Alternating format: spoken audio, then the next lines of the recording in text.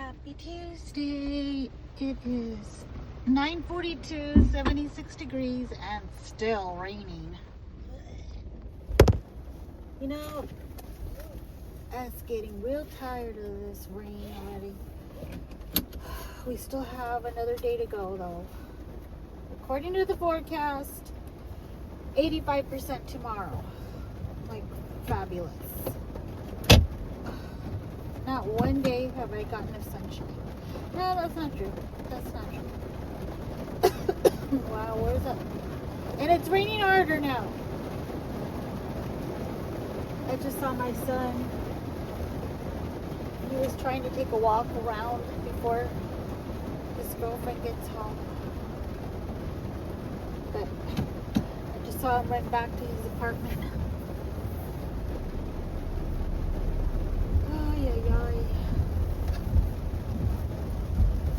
I don't know, you all. I've been inside all day. I made chili as a comfort food. And oh, let me just get some water really quick.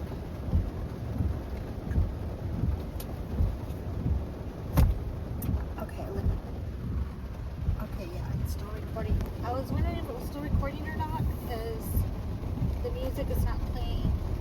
And I don't know if I turn the music on, if it'll keep recording or it'll stop it. I have no idea.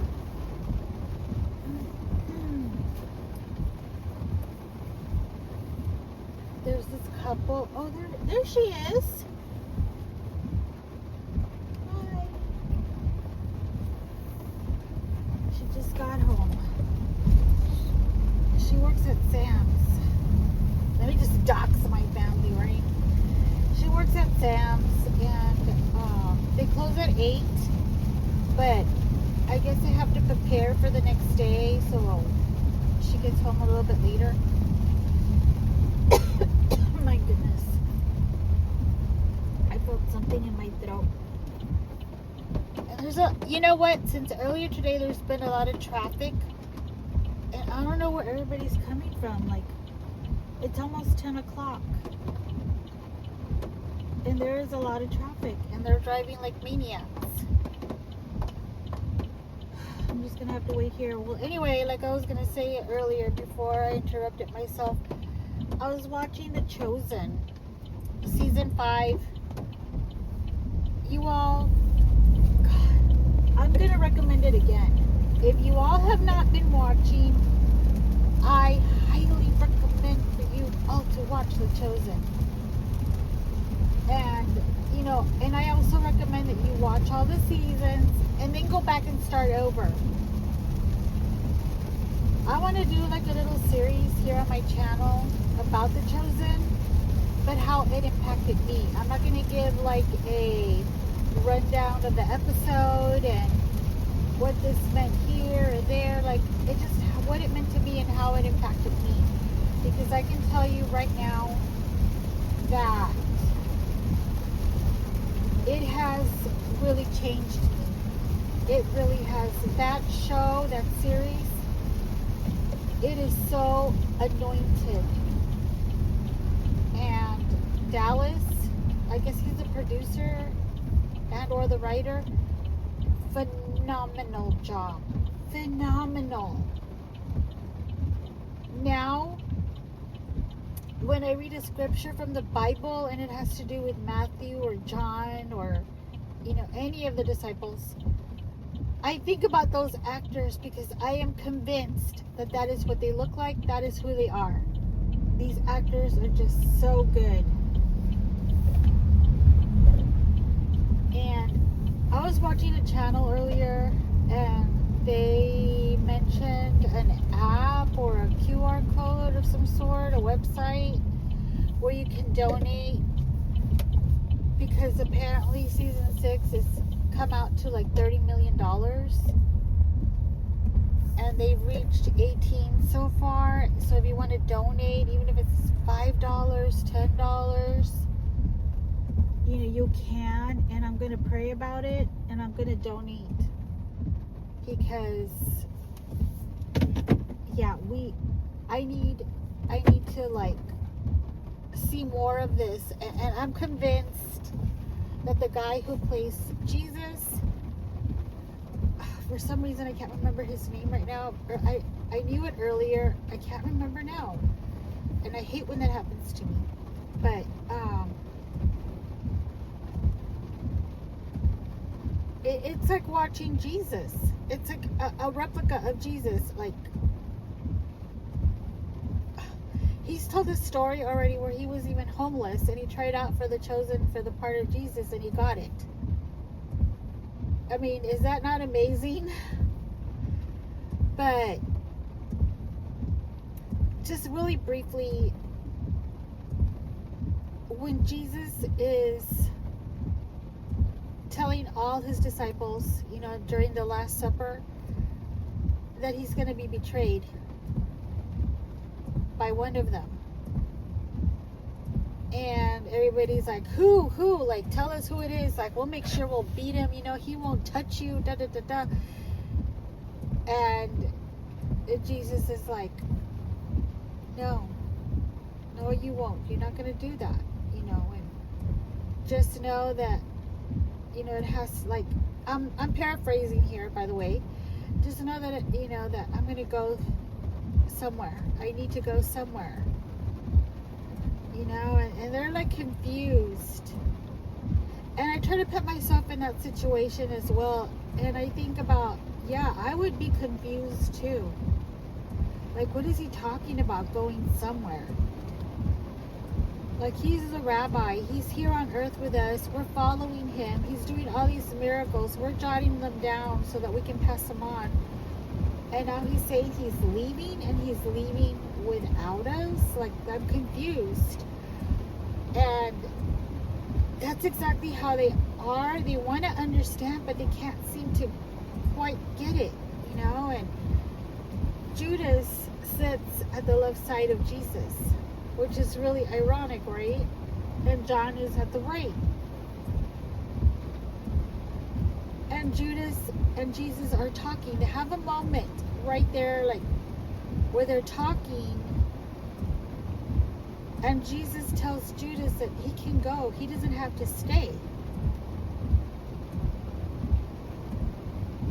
And it's kind of like telling him, like, look, I know you're going to betray me. You know, there's no point in you sitting here enjoying this dinner with us. Like, you might as well just go. You don't have to stay here and fake it anymore. Like, I already know, you know, what you're going to do. And Judas is trying to, like, control the situation by giving Jesus an ultimatum. Like, you know, you can make things right. You can change everything. And it's like, no, Judas. Like, it's not up to you. Like, this isn't your show. But Judas is so fixated on the Romans and their laws and on Jesus, turning Jesus in, that he's not realizing the main point here. And the main point here of the lesson is betrayal.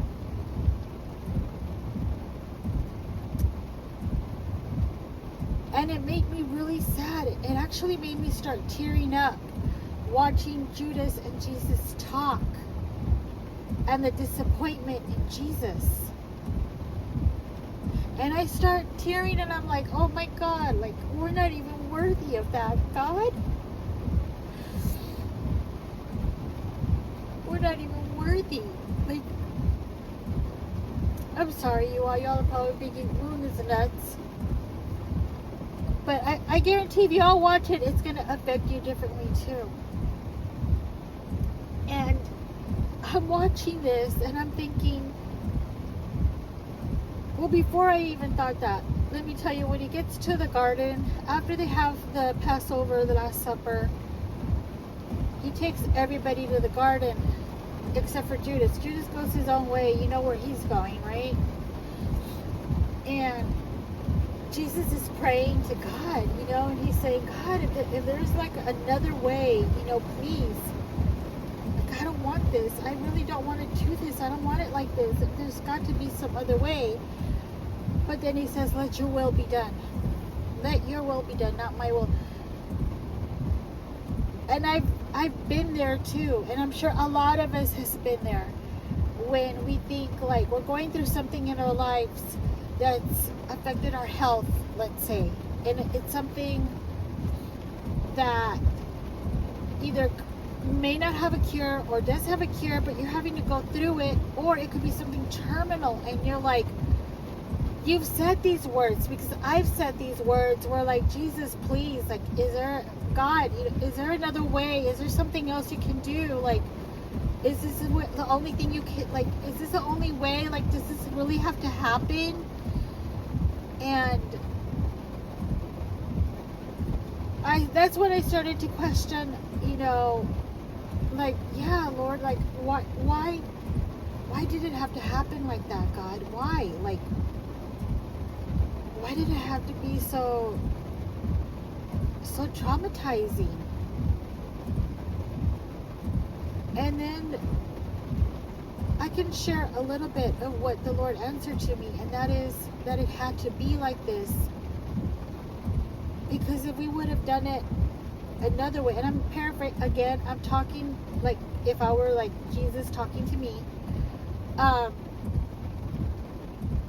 if it would have been done another way, where he was just arrested and, let's say, beheaded like John the Baptizer, I don't think it would have had the same effect in the entire world. Let me turn on my windshield wipers. I don't think it would have affected the entire world. Off, please. Thank you.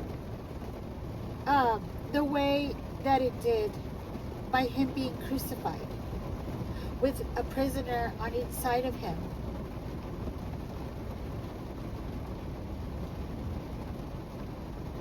He had to have been beaten so that we can know that by his stripes we are healed of anything and everything. It was symbolic. It had to be symbolic. He had to show us how he took all those beatings and all that pain, and he bled for us.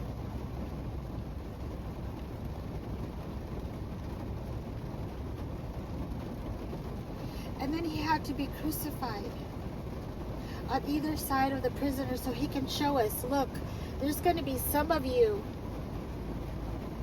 that's still not going to believe me, that is still going to test me and tell me, why don't you save yourself? If you're the Son of God, if you're the Messiah, prove it now. Well, we have to have it our way now. And then you have the other person that says, please forgive me. Please let me sit at your right hand in heaven.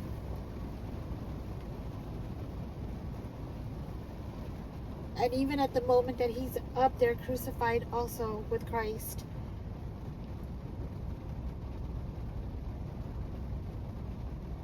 he's putting all his trust on the Messiah that's right in between him and the other person. And those are they represent the two type of people in this world. You have the believers and you have the non-believers. You have the ones that are still wanting proof. And the proof, let me tell you, is right there in the palm of your hand. But you don't see it because you want actual, like a vision. You want to see it for yourself.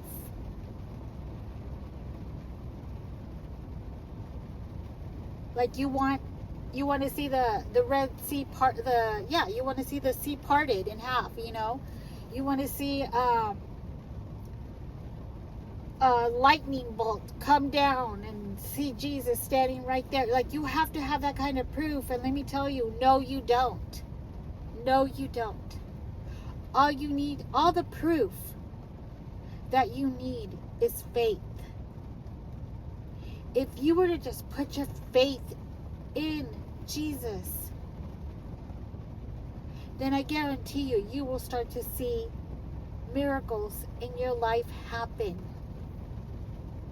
But you don't do it because you don't believe. And as long as you're there, it's not gonna happen.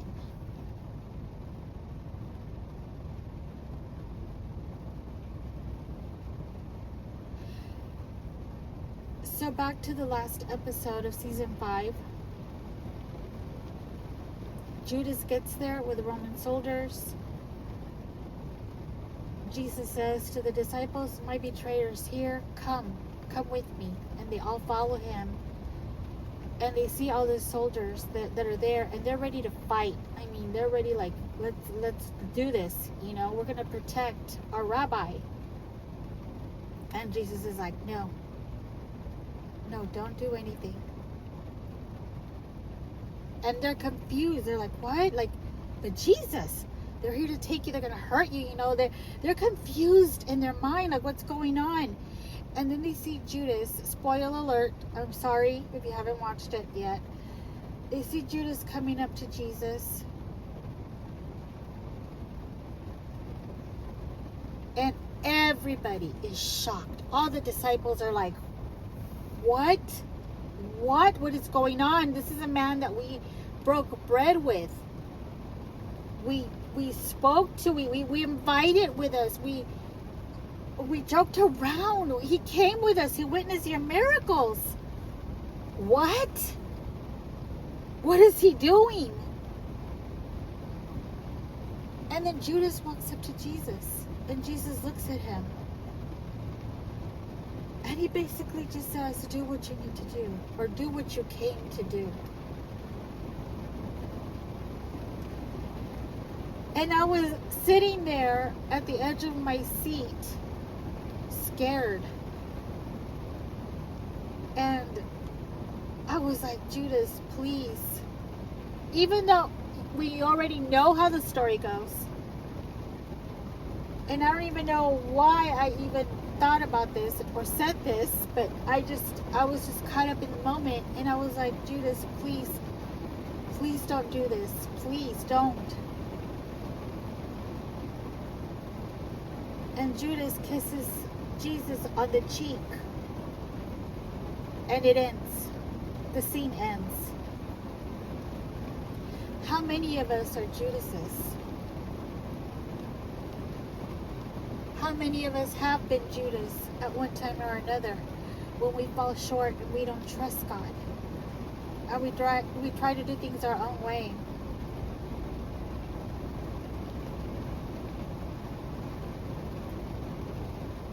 And that is what I want to leave that thought with you all tonight.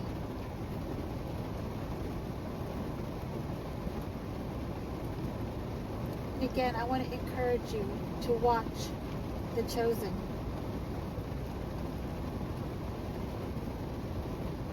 I love you all. Lots of hugs, loves, and blessings. And keep prayed up. And I will talk to you again soon.